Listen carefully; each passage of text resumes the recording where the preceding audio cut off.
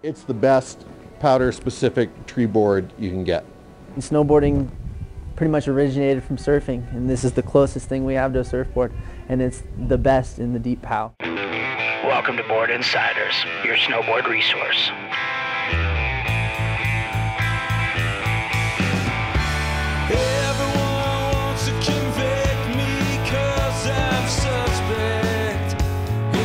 The latest incarnation of the Burton fish.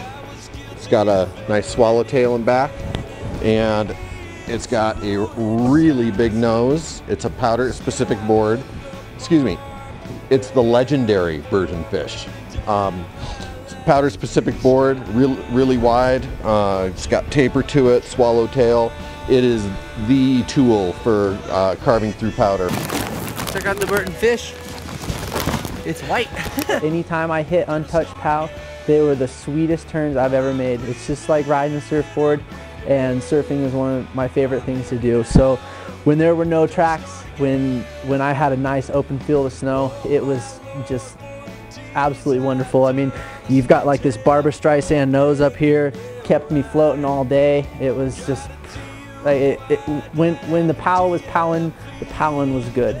There were big humps of powder that some of them were completely powder and some of them had ice underneath with the powder just been blown over, and this took me through them. Like the long nose bounced off that and carried me over them when there was something like that wasn't powder underneath it. The one thing that that is not a rave about it, really, it's more of a rant, is really, I don't know if this is necessary. You can't really ride switch.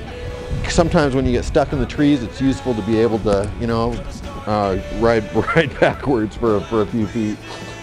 Turning on the steeps was nice because I was kind of billy goat my way through trees, and so by getting rid of the tail, it allowed me to make kind of short hop turns to where I needed to. But when I wanted to drop out of it in high speed, I have a tendency to be backseated, be like, you know, just more of my weight's on my back foot. And I really didn't, I was a little reluctant to not have a tail, but it held. I never washed out. I actually took it to the park just for giggles to see what would happen.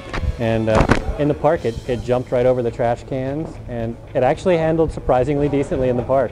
But this is really your powder board. This is where it shines. If you were to drop me out of a helicopter on a 30-degree slope for like 4,000 or 5,000 feet, this would be the board I would want to have. It feels a little heavy when you're on the lift, but when you're out on the powder, it just feels like it's solid and it's not going to sink through, but it's just going to carry you through smoothly. It handles like a halibut on groomers. Halibut fish, get it? Pretty much when you're not in the deep pow, this isn't really the board you want to have. Shred cred, 95. I gave it an 89 because I can't justify it as an everyday board. If I'm getting it solely to ride pow, I'd give it a 99. As a powder specific board, it's a 97.